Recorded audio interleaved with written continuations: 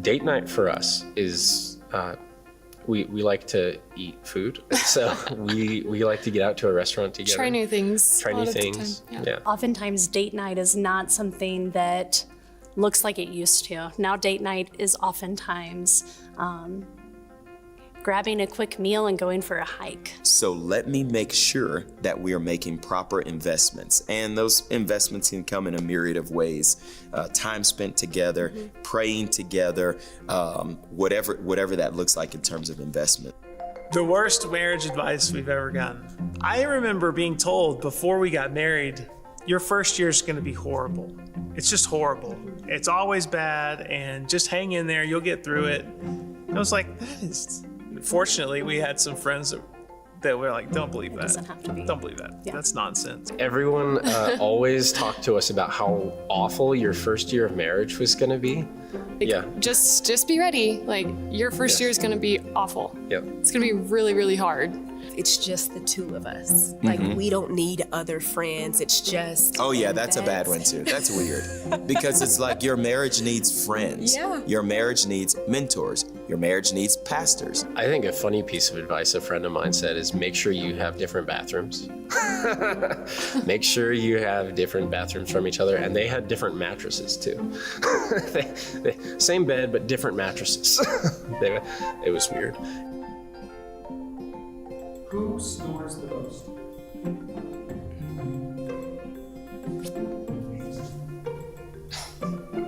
That was really fast. Yeah. Yes.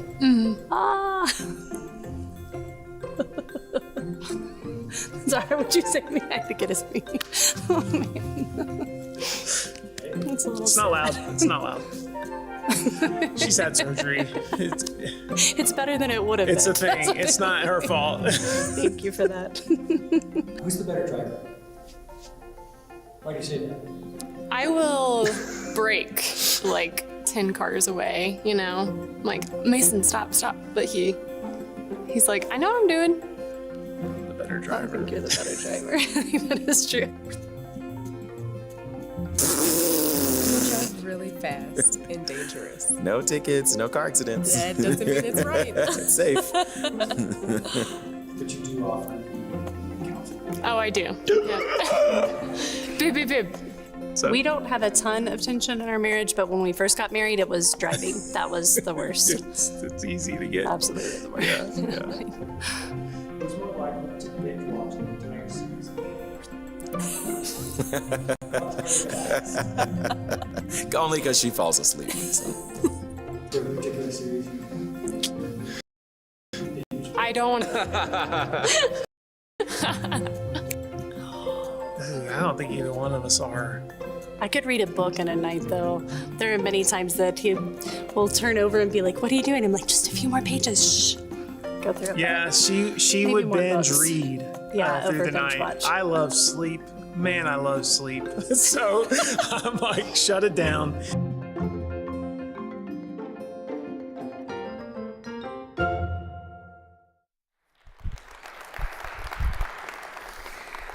But they're great. That's been fun watching these couples. And I just love the encouragement to have date nights. So hopefully you had a fun date day. Erin and I, not too long ago, downtown Colorado Springs, I surprised her with some tickets to a band that was popular when we were in high school in the late 80s. So I was so excited. We're in the theater. I've got my arm around her. We're singing to these songs, just having this fantastic time together. When all of a sudden this song came on, I forgot this band played this. And I just said to her, "Oh, I love this song." And she goes, "Oh, this is like my favorite song." And then I just had this incredible memory. And I said, "Hey, do you remember when we were first dating and we were driving and this song came on and you gave me that look?" And so I pulled over and we just sat there listening to this song, smooching. I said, "Do you remember that?" And she said, "Man, what a great memory, but that wasn't me." So I told her, "You're older now too, so perhaps it was you and you just don't remember." So dates can be challenging. How about today? Shout out some of the places. Where'd you guys get to go to explore Colorado Springs? Who went to the Garden of the Gods? I bet you. Okay, wow. Did you guys see each other? Did you like wear shirts so you'd recognize one another? What a great place. We love going to Garden of the Gods. Where else? Seven Bridges. That's a great hike. Some, I bet, went to Seven Falls. Did anybody go to Seven Falls? Oh, it was closed? Really? Because we lost one of the falls or something? Or, yeah, tourists fell down the steps or whatever, something happened. All right, where else? Any other fun, unique places? Yes, sir. The zoo. Who went to the zoo? Any other? That's a great zoo. Do you know that our zoo is one of the top zoos in the country here in Colorado Springs? Wow. You went, did you say Colorado popcorn? I don't know what that even means. Is that, what, really? We've got a whole place dedicated to unique popcorn is it like buffalo flavored or mountainy kind of? Okay, that's cool. I did not know that. Did you find that in your QR code thing? You just heard. I mean, it is Colorado. My first concern would be, what kind of popcorn is that? So, yeah, but you look very excited. So who knows what was in there? So I love it. Any other ones? Was that a hot tub? Did I hear that right? Hot tub. All right, cool. Glen Eyrie. Did anybody else go to Glen Eyrie? What an amazing place. Well, I love that. Well, you guys sounded like you did well. It sounds like you had some fun dates, and hopefully the conversation was great. So I loved watching before too, as you guys were grabbing your cupcakes and talking, just the networking. Because we have couples from 40 different states, including Canada. Where are our Canadian friends? Let's see your hands. Oh, so, well, good. It just must be so late there that they're like, we got to go to sleep. We've had so much popcorn that we can't take it anymore. That's great. Well, I was told they were Canadian, so I'm a little disappointed personally. So, and what did you guys think of those cupcakes? Jack Phillips, masterpiece, cake shop, right? Remember Jack? Remember that his case went all the way to the Supreme Court, and they sided with him, so he lives up in the Denver area. And so I love that we've had him cater before. He does such an incredible job. Well, tonight, remember, we keep giving stuff away, and we're going to give something else away. And really our gift tonight is the gift of comedy. So let me introduce Mike Goodwin. You are in for a treat. Mike is a refreshingly funny comedian. He's an Army veteran and former educator known for his signature bow tie. Earlier today, he was doing a sound check, and I'm like, where's your bow tie, man? I'm going to introduce that. You'll see. He's got it. He lives in Columbia, South Carolina, with his wife, Rosalind, and their 2 children. So let's turn our attention to this video to let you know a little bit more about Mike. Mike Goodwin. Mike Goodwin. Mike Goodwin! That's me. My type of comedy is for everyone. Now I'm over security and snacks. Lady was irate. Like I'm not dressed up. This is just police repellent. This is the Wawa. The Lord is doing his work. I don't know their real names. The devil don't work for Verizon. I guess we won't be getting any of those. And he ain't got no job. What some of y'all not gonna do is sit out there and not laugh at jokes. That's what y'all gonna do. And welcome the bow tie comedian, Mike Goodwin.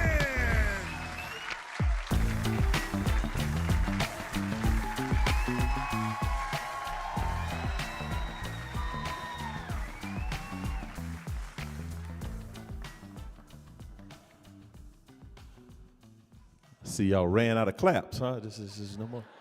This is no more claps. Oh, man, y'all, let's give God a shout of praise, y'all. Let's give God a shout.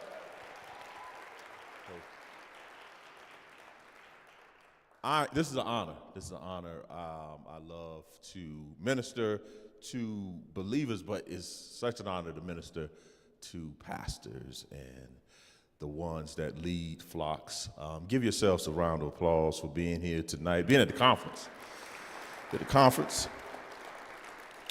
And before we get started, y'all please give my wife a round of applause. She's in the back there, Rosalind.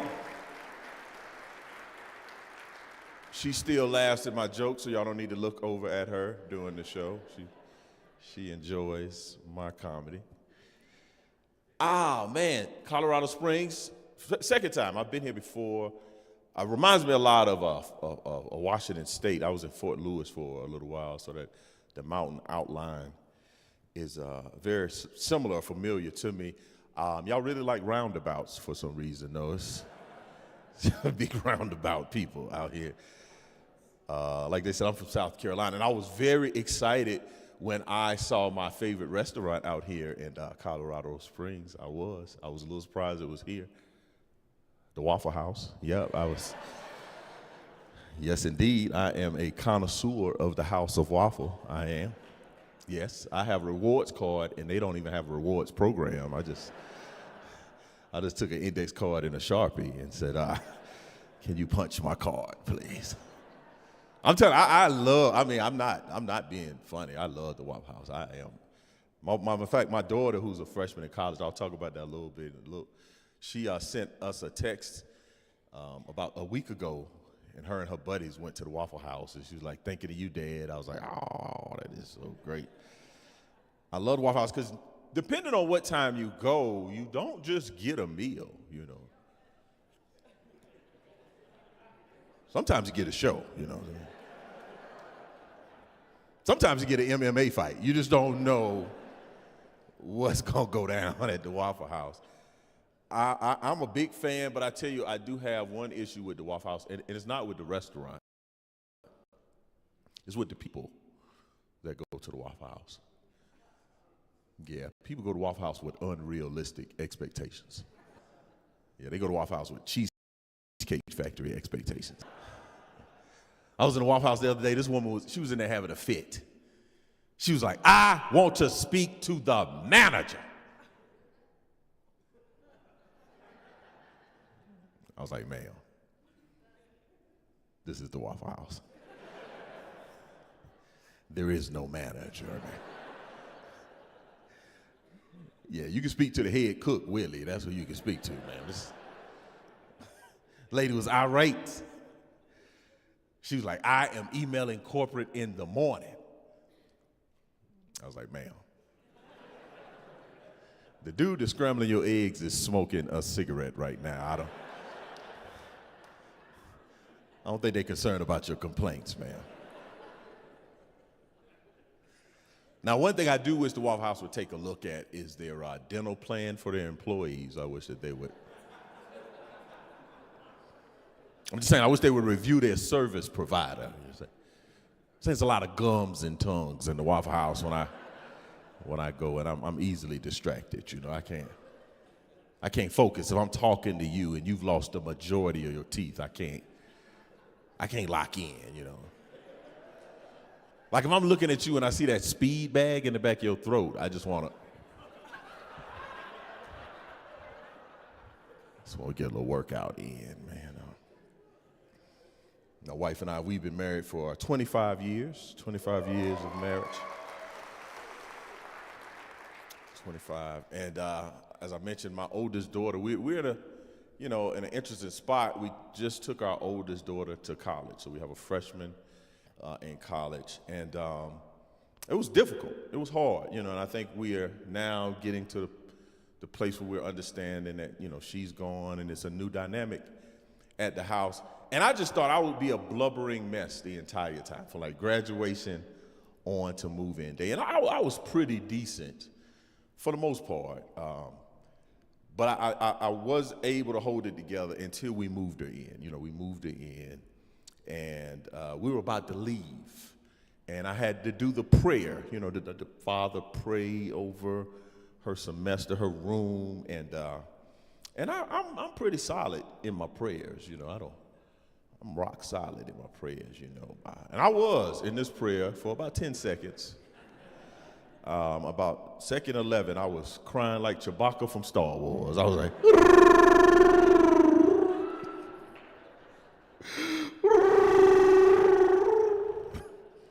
I was in bad shape, man. I had to sit down. I've never sat down to pray. I was like, I was bad. Before long, everybody was there.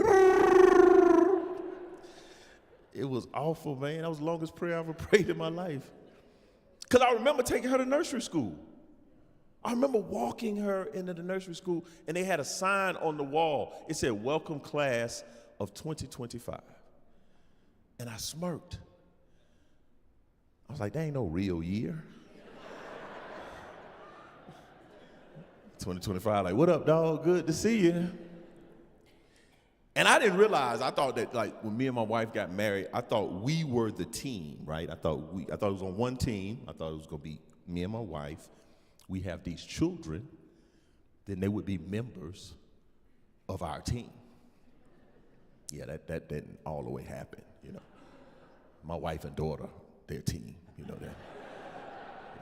Team, you know. And my daughter, she's like a lottery pick, you know. She's like a first round draft pick. Yeah, I got my son on my team, and it's not a good team, man. You know, he's like an undrafted free agent, you know. Yeah, I don't even know if he's gonna make the practice squad. This is very interesting, man. I told him, hey, man, you might want to look at the transfer portal the other day. So I got a 15-year-old son, man. I smell him before I see him. This is the stinking little dude in America, man. My son wake up every morning smelling like Karate Dojo. I'm like, son, what were you doing in your sleep last night, man? How do you smell like you worked third shift last night, man? It's awful. It's awful. And why? He's oblivious to the scent, man. My son walks around like that character from Peanuts, Pigpen. It's just a cloud of funk just ruminating over him, man. I'm like, you don't smell any of this, man? How? And I feel like my son has a casual relationship with the truth. You know, I feel like he's had media training, you know. Because I asked him very simple questions, yes, no questions, but his answers aren't yes, no answers, no. I asked my son something simple. I said, hey, man, did you wash? That's very clear. No ambiguity there at all. Did you wash? My son will answer, I was in the bathroom. The water was on. I'm like, did you wash though? Did you brush your teeth? I was in the bathroom.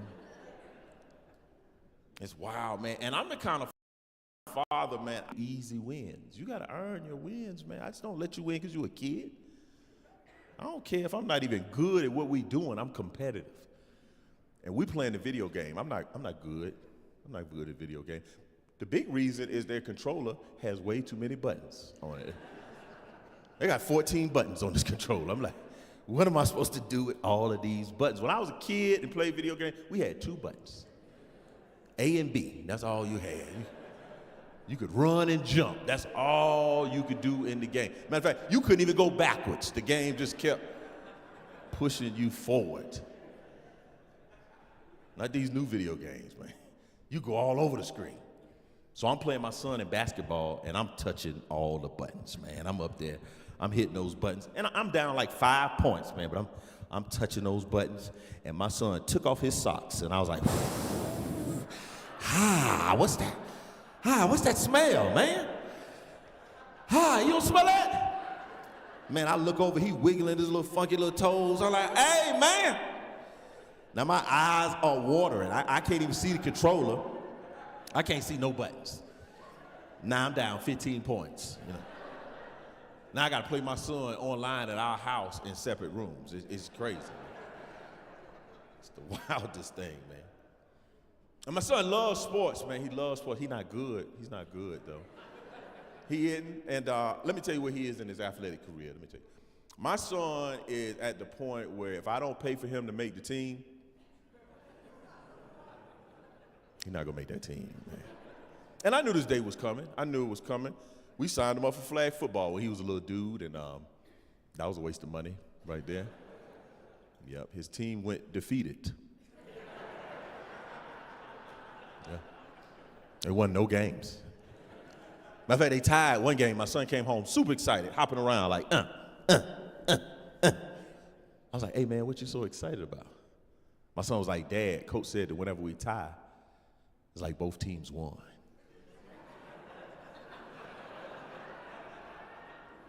I was like, no, son. Coach lied. I was like, the score was 0-0. You both lost, son. And I felt like the coach was sending my son mixed messages. My son came home and was like, Dad, Coach said it doesn't matter whether we win or whether we lose. What matters is if you have fun. I was like, no, son. Coach lied again. I was like, son, if you want to have fun, just go in the backyard and play. But once I pay for registration, I need some wins. I need a return on my investment, son. Like I said earlier, I'm from South Carolina, a Southerner. I travel all over. I tell people I'm from the South with an F and not a TH. From the South. One thing about Southerners is we have the unique ability to just make up words. We say words like fin to and fixin'. What had happened was, that's one word right there, one word. Share with y'all my favorite word. It's a made-up word. It's 5 syllables. One word. What you're not gonna do. Yeah, my mother said that my entire life. My mother said stuff like, what you're not gonna do is keep running in and out of this house. That's what you're not gonna do. What you're not gonna do is stand in front of that refrigerator and hold that door open. Little boy. That's what you're not gonna do. What you're not gonna do is sit up on that phone while it's thundering and lightning outside. The Lord is doing his work. What some of y'all not gonna do is sit out there and not laugh at jokes. That's what y'all not gonna do. Y'all looking out there like I owe you tithes. I don't know you. I don't go to your church. Staring at me like I'm a math problem. I'm like, what is going on out there, man? But I love church folks, man. I don't know if y'all know this, but church folks can be some funny acting people. I don't know if y'all are aware of this. I'm not talking about y'all. I'm talking about other church folks. But I called this woman from my church. I didn't realize it at the time, but I found out that she was a part-time Christian. Yeah. And I apparently called her on her day off. Yeah, she answered the phone with attitude. She was like, who in the blank is this? And how did you get this blankety blank number? And I was a little taken aback because I don't curse out loud, you know. I keep it on the inside. So I said, this is brother from the church.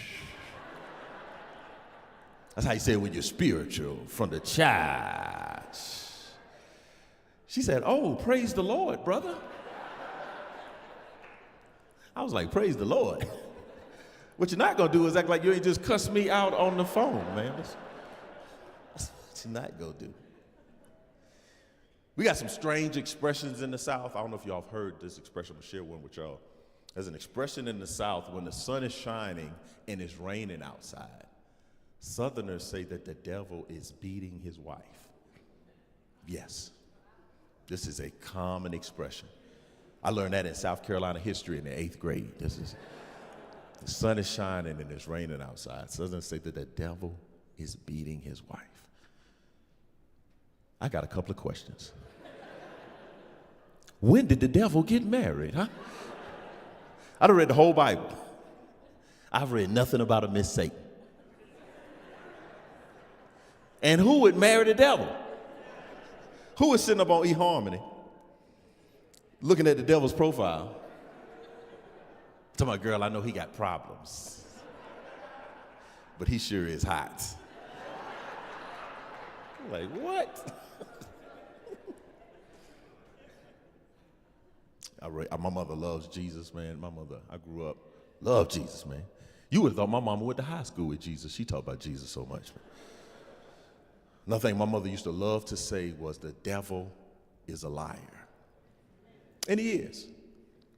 But she would say it about stuff that wasn't even spiritual. I came home with a D on the test one time. My mama looked at that test. The devil is a liar. I was like, yes, ma'am, but that test was the truth, mama. That test was the truth. Another thing we love in the South is nicknames. We love nicknames in the South.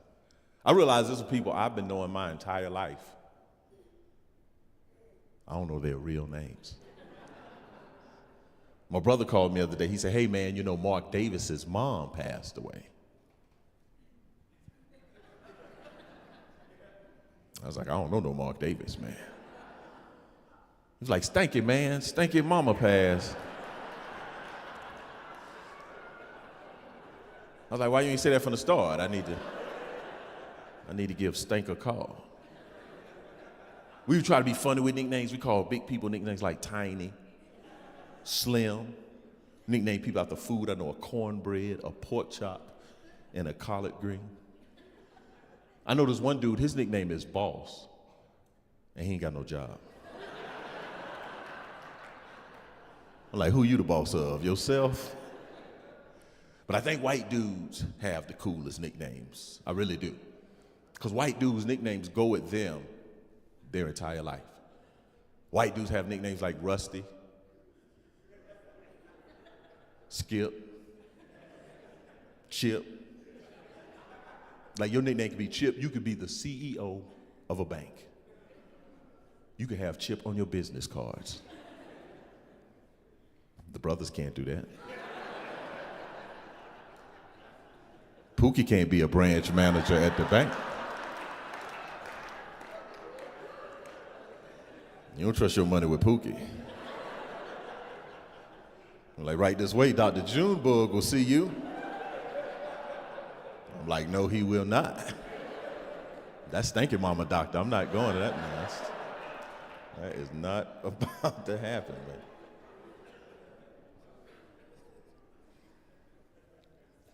Like, man, I'm a bona fide dad. Like, I just, in my bones, I'm a dad, man, and I can't help myself. Because I do things at my house. I try, like, I don't know, but it's like, by the time I realize I'm doing it, it's too late. I spend a lot of time at my house talking about trash, locks, and lights. I just for no reason. I could be having the best day, man. I walk in that kitchen, I see that trash. We got a family meeting. Hey, everybody, come here. Around the trash can. Everybody, let me show you how to take this out. Let me show you. I'm pulling the string. Let me show you. Everybody. So I put it back. Okay, it's your turn. You do that. Let me show you. Locks, y'all, don't let me find the door. Now, y'all know I like the door? This right here. This is a very simple motion right here in the wrist. Lock doors. Y'all know how to lock doors? It's very simple. Right there. This lights. Just right here. That's all I be doing. Hey, everybody, put your hands out. You do this. Let me get this right here. I'm telling you, I just can't help myself. Man, I was going on about the lights the other day. I was like, son, your lights on in the room. My son was like, Dad, that's the sunlight. Dad, I was like, man, shut your blinds then, son. I don't see no lights in there. Even when I'm out in public, man, I can't help it. At the airport, man, man, because I'm at the airport early, and I don't have little kids anymore, but other people do, and they little kids be running around, man. They just, shoo! I be like, ooh, and like I don't say nothing like that first time, but that third time I be like, sit your little behind, and I be like, ooh, that's not. I'm sorry, I'm so sorry. Sit your little behind. Well, kick my foot. Sit your little behind down. His mom was like, I'm sorry. I'm like, I'm sorry too. I'm sorry. Because I be talking to my son, like, I think I'm imparting wisdom, but when I start talking, he gets so sleepy. I've never seen this. We can drive 2 hours. My son will be in the back seat just wide awake on that tablet. but let me start telling him some wisdom. I'm like, boy, why are you so sleepy? Talking for 2 minutes. And I'm always telling them, man, like how different their childhood is from mine. I'm like, man, y'all don't recognize how good y'all have it, man. My kids are doing stuff as children that I ain't doing until I was a grown man. We go out of town, my kids stay in a hotel in a bed by themselves. I ain't stay in a hotel when I was a kid. We stayed at a relative's house. And I slept in the bed with 4 other little kids. And I prayed every night, please, Lord, don't let nobody wet this bed. But that prayer would fall on deaf ears every time, that prayer was never answered. My kids have luxuries, man. My kids went to daycare. I ain't go no daycare when I was a kid. My grandma kept me. And all day it seemed that she didn't care to have me at her house. Because days at my grandmother's house consisted of beanie weenie lunches and marathon naps. Reason I say marathon naps because my nap time corresponded when it was time for her to watch her stories. Y'all, when those stories came on, my grandma was like, lay down and go to sleep. Lay down and go to sleep. Y'all had to sleep from the beginning of Days of Our Lives till Santa Barbara went off. I'm like, that's 3 hours, Grandma? I want to go outside and play with my friends. She was like, lay down and go to sleep. So y'all, here I am, 4 years old, learning how to be deceptive. I'm laying on the couch, eyes wide open, fake sleeping.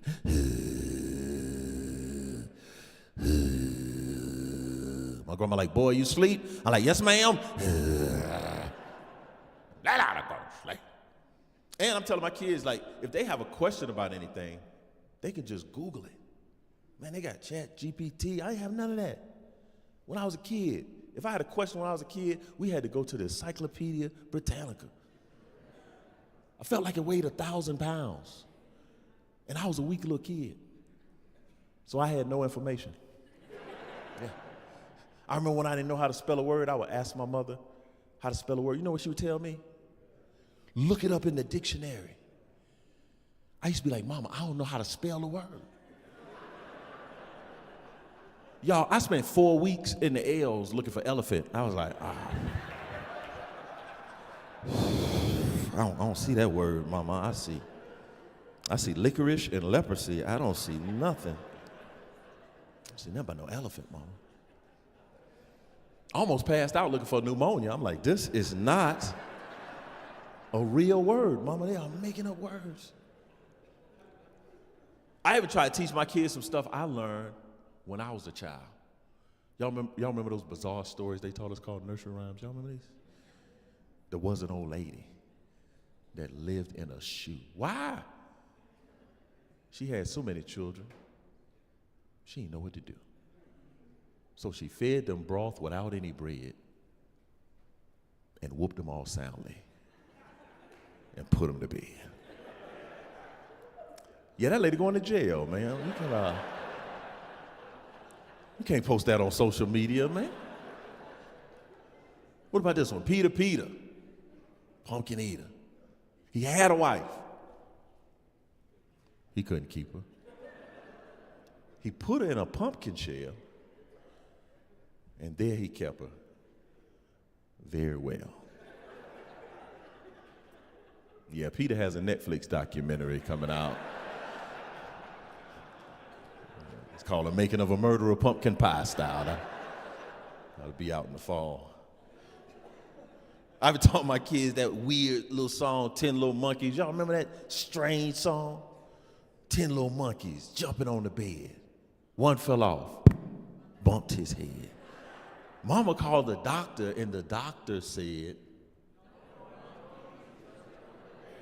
then it was 9 little monkeys. Then 8 little monkeys.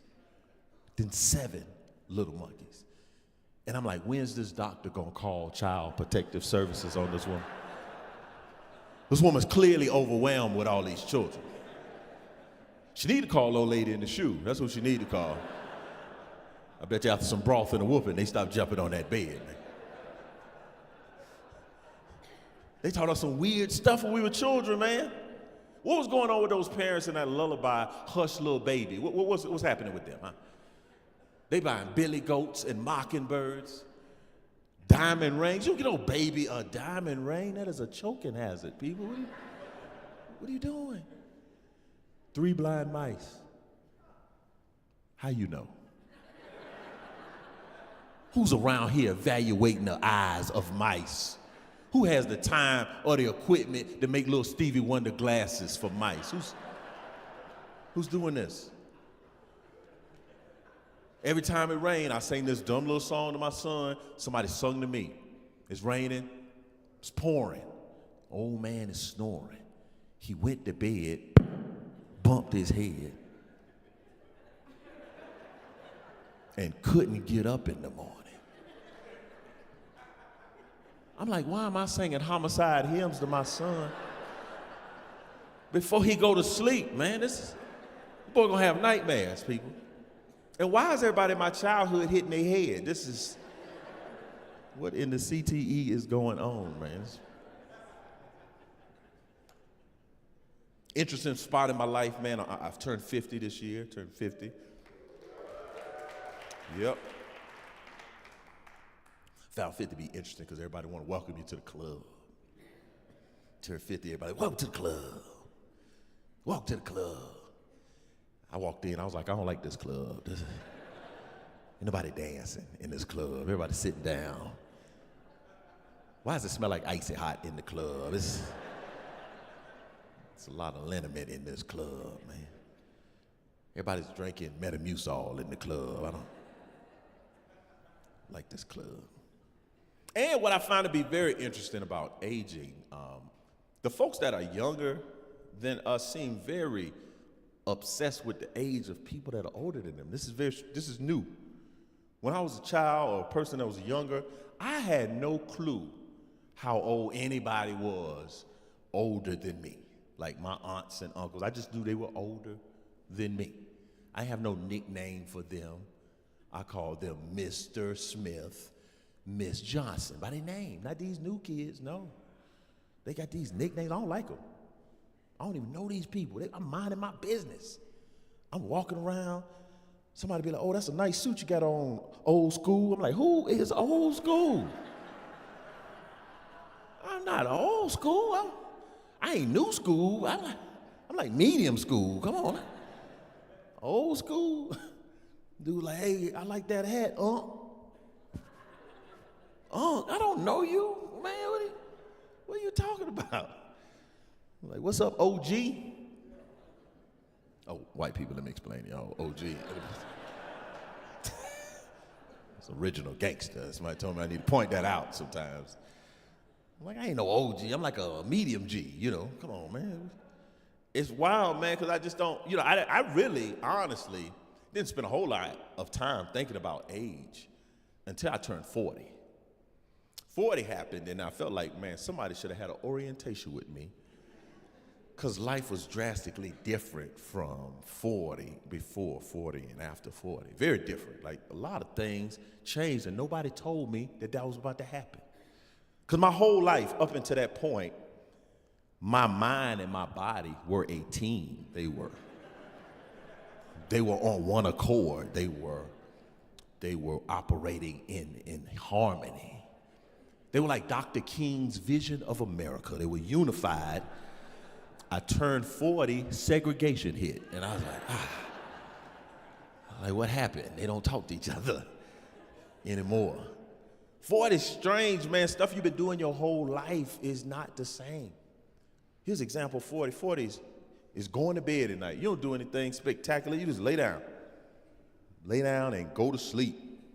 You wake up in the morning and your shoulder's on fire. You like, well, somebody beat me in my sleep? Why is my heel hurt? I ain't even get out of the bed. I step on a rock in my dream. What is going on? This is very confusing. Very confusing. And for men, 40 is the age when your doctor get all handsy with you. Nobody told me that. And women, y'all have no empathy, no sympathy at all for men. People that have been poking and prodding on y'all whole life. Not men. Doctors were our friend. I remember when I was a little boy, I went to the doctor, he hit my knee, I kicked my leg, he gave me a lollipop. That was the end of the appointment. All that changed. Now, it did change when I was in about the 8th grade. I was in 8th grade, I told my parents I wanted to play basketball, and they said, okay, well, you need to go and get a sports physical. I was like, oh, okay, cool, no problem. So I go to the doctor. This appointment is very different than the appointments from times past. Because I went in that doctor's office, man, and I knew it was different from the start because he closed the door. I said, ooh, he's never closed the door before. I don't know what this is about. So then he started putting on this glove. I was like, I don't like that glove. I don't think that glove's my friend. I don't like that. So then he told me to drop my pants in my underwear, turn my head to the side and cough. That's what he told me to do. It was the saddest little cough I've ever coughed in my life. I was like,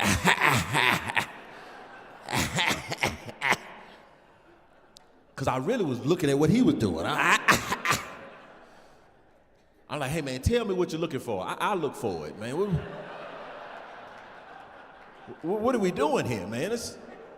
What does this have to do with basketball? It's very confusing to me. And why is your hand so cold, Doc? I don't like it. I don't like it at all. And I went on with life, and I didn't see that glove for a while. Then I turned 40. Man, I'm at that physical. I thought it was time to go home. Nope. I thought I started putting that glove on. Told me to put my elbows on the table. I blacked out. Yeah, I woke up in the parking lot crying. I text my wife. I was like, I think I just got violated. That's what I think. I'm like, 40 years, nobody been concerned about nothing going on back there. I don't even go back there like that, man. I'm like, is this the best medical technology we have to offer, man? We can't get no scientists in the room to figure this out. We take pictures with our phone. Come on, man. We can. Clearly, there's got to be a better way than this, man. Man, I was doing that joke one night. Somebody yelled out, "Wait till you turn 50." I said, "Oh, what happens when you turn 50?" I found out. Something called a colonoscopy, right? They said, men, they recommend you get it age 50. If you're African American, they recommend you get it at 45. Since I'm extra black, they got me at 43. They said, I said, come on, it's your turn. I was like, no, I got time. They said, no, you do not. You don't have any time. So then I go to this appointment with this other doctor. I'm telling my doctor, you can't do it. He's like, no, I got to send you to another doctor. I was like, I don't like going to the new doctors. So I go to this other doctor. He's telling me all the stuff. You got to drink clear liquids, you can't eat any food, and he gave me the solution. Now, he told me that the solution that he gave me was different than the old solution. He's like, this is very tasty. It's like sparkling raspberry. That's what he told me. He said the old solution is very thick, didn't taste good. I said, okay, I didn't think much of it. Because I'm the kind of person, man, I don't really read the instructions on stuff. I just be experiencing life, So I go home and I'm doing this stuff. I'm not having anything to eat. I'm drinking all the clear liquids. And I remember the solution. I said, oh, I got to go drink this stuff, right? So I went and I drank the stuff, and it was tasty. It was very good. I thought it made me forget why I was drinking it. It was that good. I thought it was a treat for not having food all day. I was like, oh, this is very good. Now, so this is the type of solution you shouldn't be out running errands. After you drink this, you should stay in your bedroom, probably. But I didn't realize that. So I drank the stuff. I didn't go very far. I went to the mailbox. I went bebopping. I go bebopping down to the mailbox, and I had to throw on the emergency brake. I said, oh! So now there's a problem. So I'm galloping. Open the door! Open the door! And it's aggressive. This stuff is, it's violent. And I'm opening the door! And I'm praying, please, Lord, don't forsake me. Open the door. I'm talking about, I made it to the bed. I'm bad. I'm talking about bad. I'm talking about as soon as I sat down. Yeah! It's very aggressive. This stuff was coming. Yeah! This stuff was terrorizing me. Yeah! I'm like, what is this? I ain't had nothing to eat. Is this my hopes and dreams? What is coming out? Stuff was like lava, man. Yeah! It was just. And I was like, man, I probably need to read the instructions. That's probably what I need to go do. So I go get those instructions. I'm looking at this thing, and it says, take some lubricant, some lotion to help facilitate the trips to the bathroom. I'm a man. I don't put no lotion. Back there? Man, lotion's for face and hands. That's like my legs dry right now. I can write my whole name on my thigh right here. No lotion back there, man. After about 3 more trips to that bathroom, I said, man, we ain't got no shortening, no lip gloss. Is there not a balm in Gilead that would assist me right now? And all this at the house. I ain't even gone to the appointment yet. This is what's crazy. I still gotta go to the appointment.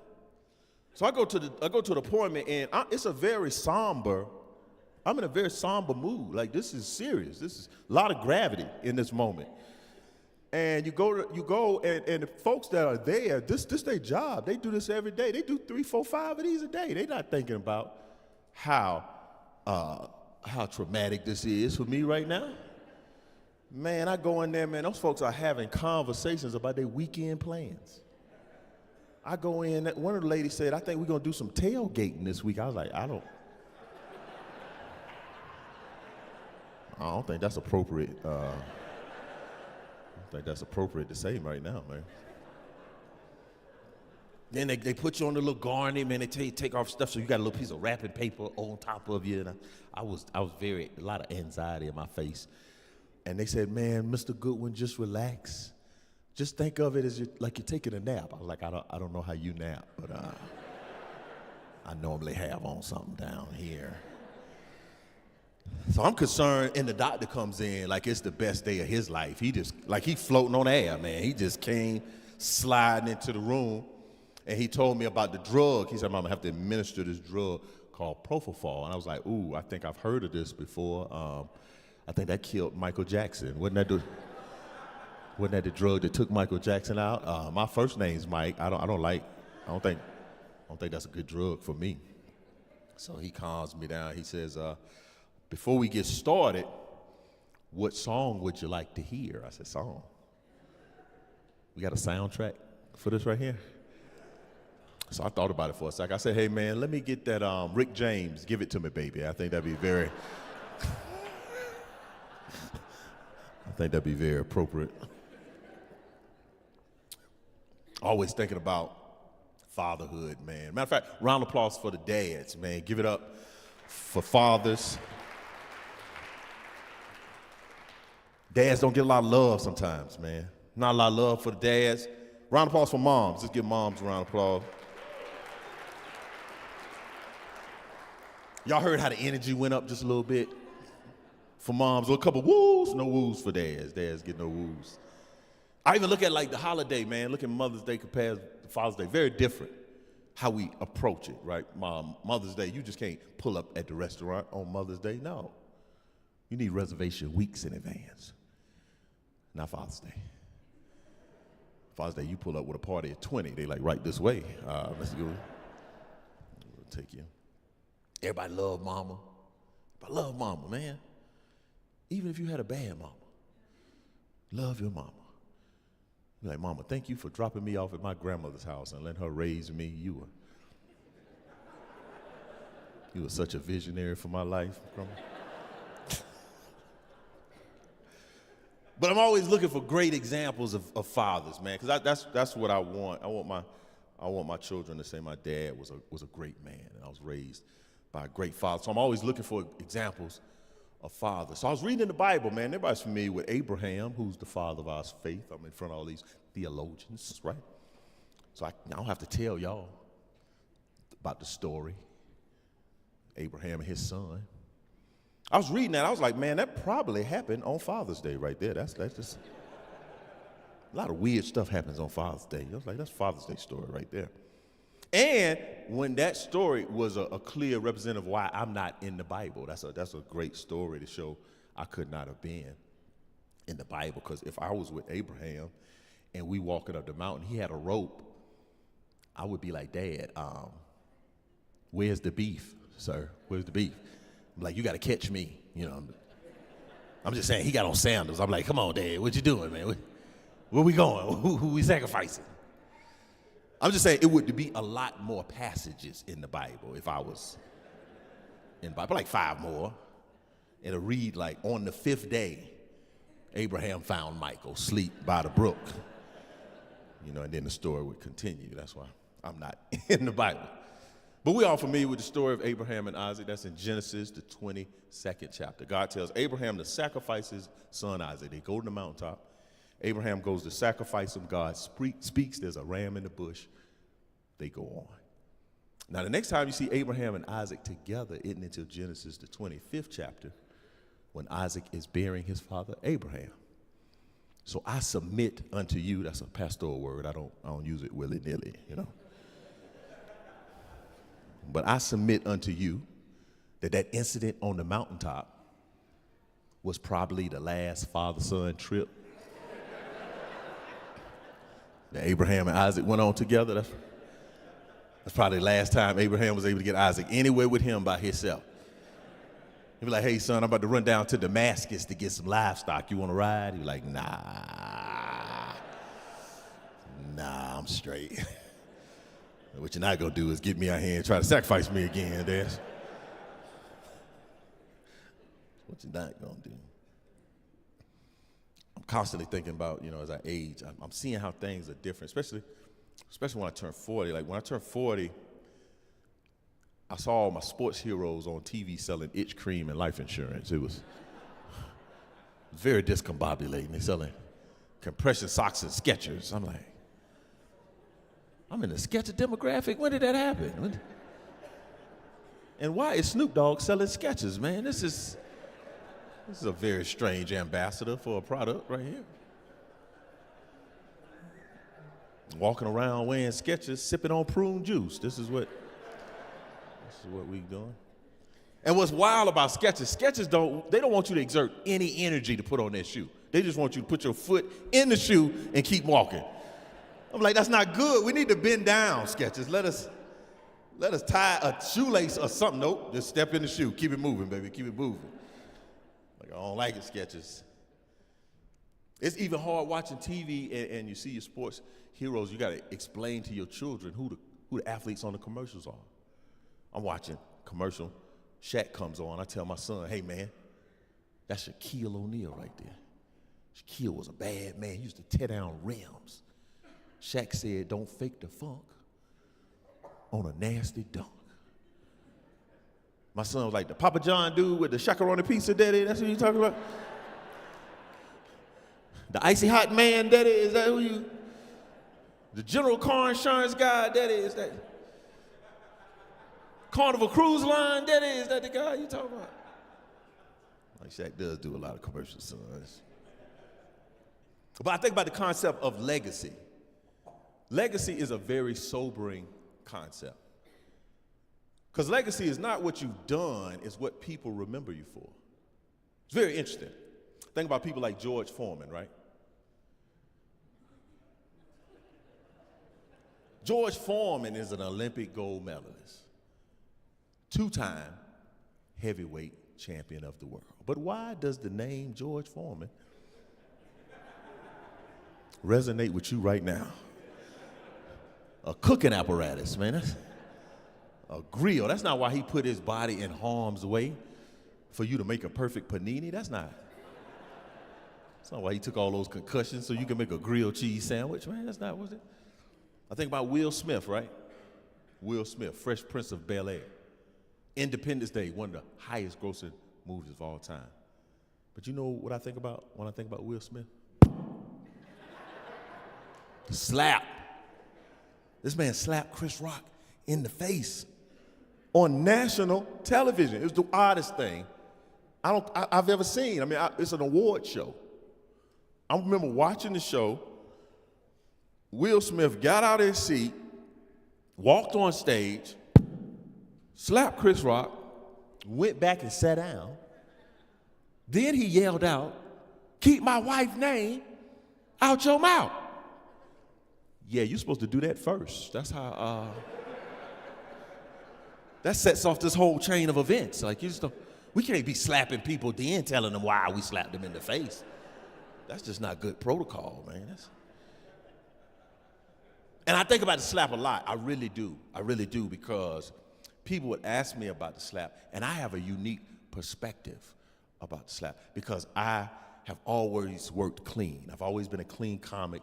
I've always done comedy that would be glorifying to God. That's always been the case of, thank you. Yes, you can clap this. I've always wanted to shine my light through what I do, through my artistry, right? And I think about, let's say, for instance, I wanted to use some language, right, at a show. Not tonight, maybe another show, But I could imagine being on stage and, you using some language, and I would hear a voice in the back of the room yell out, "What you not gonna do?" And then I see a silhouette make her way down to the stage, man.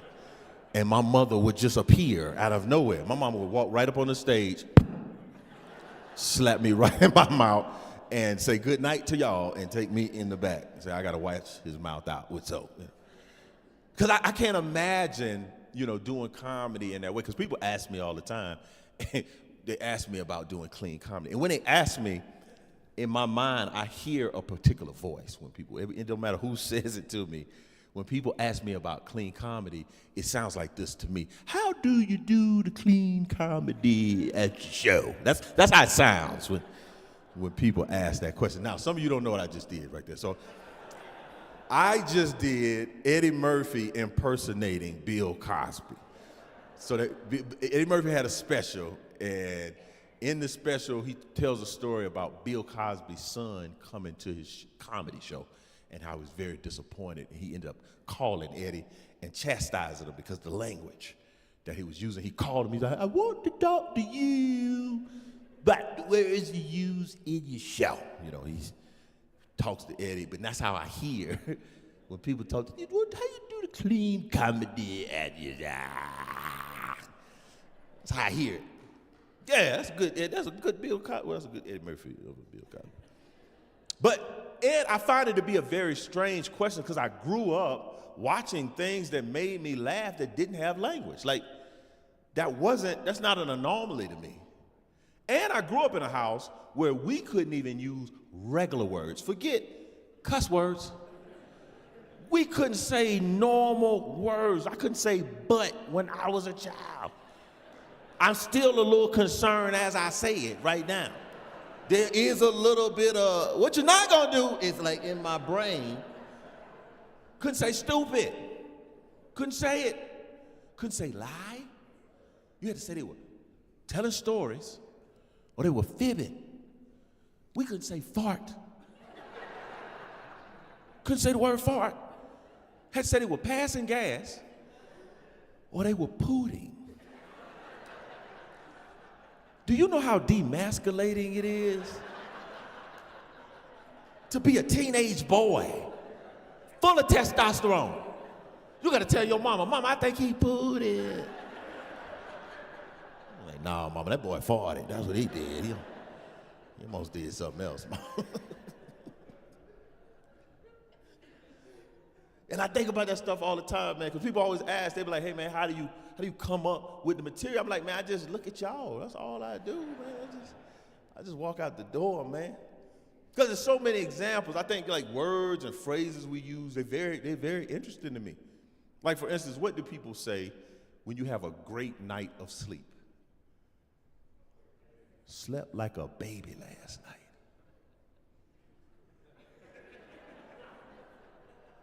Don't babies cry and wet the bed? You nasty. Yeah. I've had a baby. We've had to change his diaper every morning. He slept like a baby last night.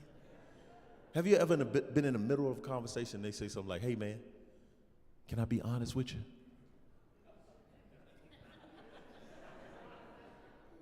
That's what I thought you was doing the whole time. Was all that make-believe that you were sharing with me?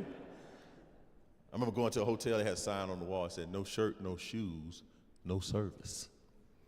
So you mean we show up with no pants, we ain't got no problems, we just out here like Winnie the Pooh, huh? Just walking around. Right this way. Continental breakfast at 6 a.m. What?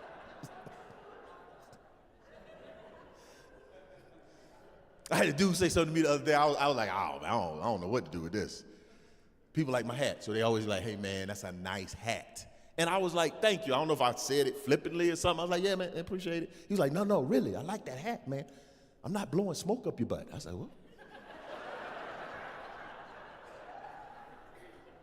what? Why would you be doing that, sir?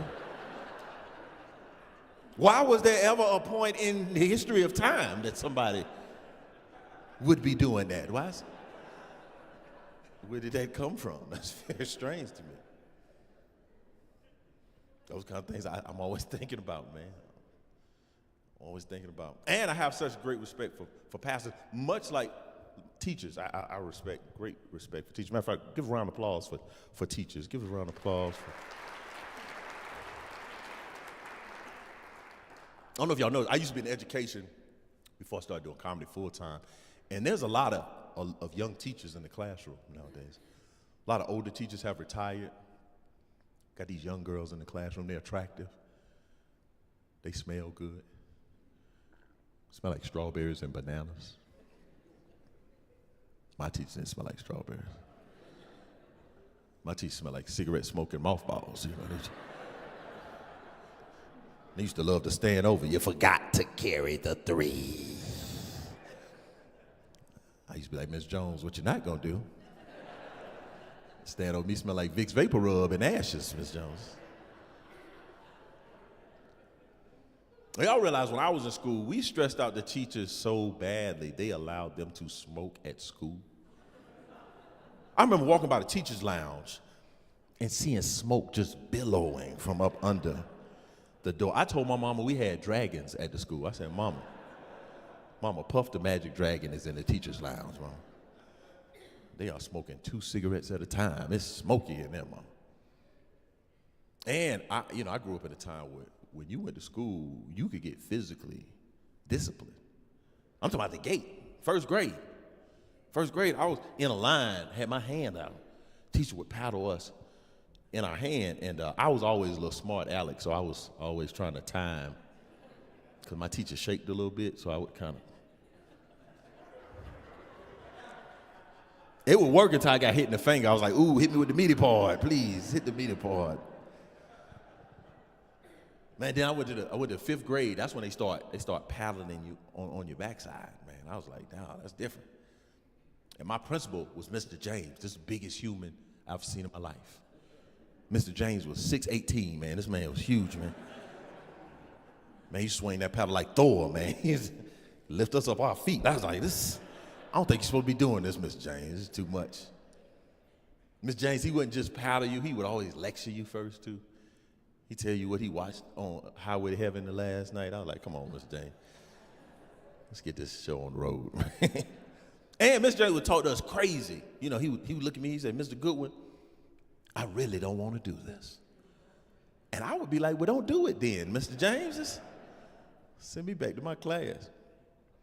And I was a very precocious young man. I realized, man, now this is in South Carolina. I don't know if other states did this, but I realized, man, these adults really don't care as much for us as they say they do. They don't. I'm gonna tell you why. When I was a child, they would allow 16-year-old humans to drive the school bus. This is the craziest thing I've seen in my life. And I remember being a little kid, my friend's brother would drive us to school he couldn't keep his room clean. I'm like, how's he have the responsibility to take us to school? And I never, you never want to be on a bus and your bus driver say something like, watch this. Like, that never ends out well. That's never a good thing, man. Shout out to veterans. We got any veterans in the house? Give it up for vets.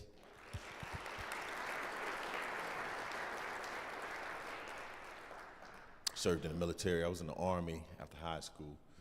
In the military, I mean, like, in terms of, like, if you look at the trajectory of my life, military was one of the best things that has ever happened to me. Like, it really, really changed the trajectory of my life. And I remember, like, one of the things that was interesting to me, my parents put me in the military before I ever went to the military. Let me explain what it means. I've worn glasses my whole life, and my parents, they wouldn't spend money on nice glasses. Like, you see, these are good glasses. They wouldn't do that. My parents buy me the most cheapest, ugliest glasses, I didn't know at the time, but they were buying me military glasses. In the military, they call them BCGs. Those the types of glasses that stands for birth control glasses. Yeah, those. Yeah, and they work too. They work for years. Matter of fact, my glasses were so ugly, I went to the military. They told me to keep my glasses. They said, we're not going to give you. You got nice glasses. Those are good glasses. And the military was very interesting because, you in there, and it's one of those places where, like, it's illegal to laugh. You can't be laughing in the military, but it's a lot of stuff that happens that's very funny, right? Like, we used to sing cadence all the time, and I was very confused about some of the cadence because I found out about this guy named Jody in the military. I'd never heard of Jody before, but Jody's the guy that takes your girlfriend when you go to the military. And I didn't even have a girlfriend, but I was sad when we would sing those songs. We say stuff like, ain't no need in going home. Jody's got your girl and gone. I was like, oh, that's sad. I didn't even have a girl, but I was sad, Then they took it a step farther. They said, there's no need in feeling blue. Jody's got your mama too. I was like, whoa, Jody? Jody's very disrespectful, Jody, not Rebecca. Come on, man. How did Jody pull us off? Y'all had a good time tonight. This has been fun for y'all.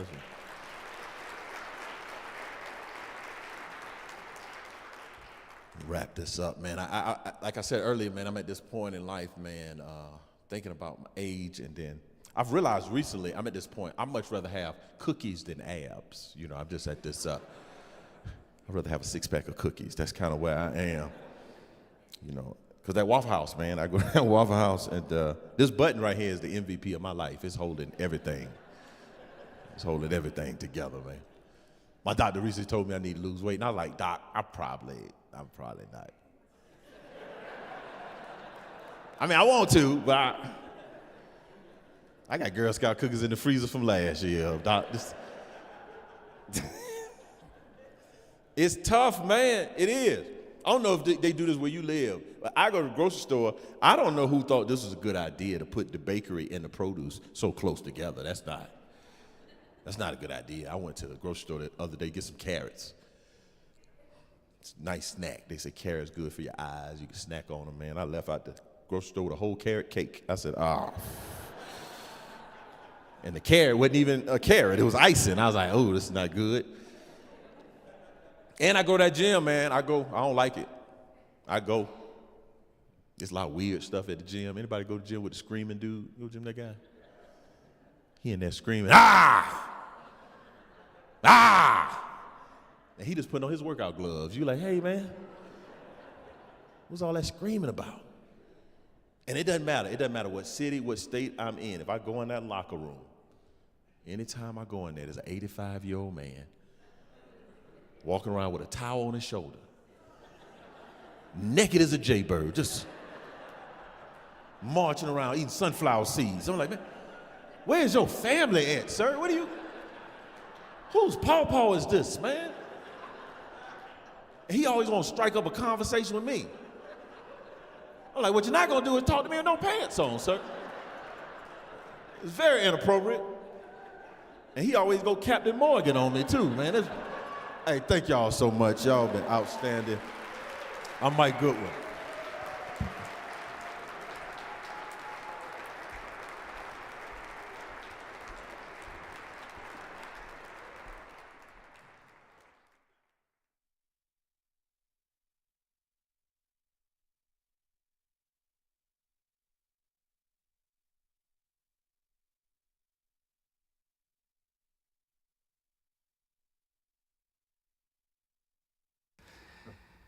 Well, thanks for joining us tonight. We hope that you laughed a lot and created some new memories as a couple. Join us tomorrow for our final sessions, which start back up at 9 a.m. Mountain Time.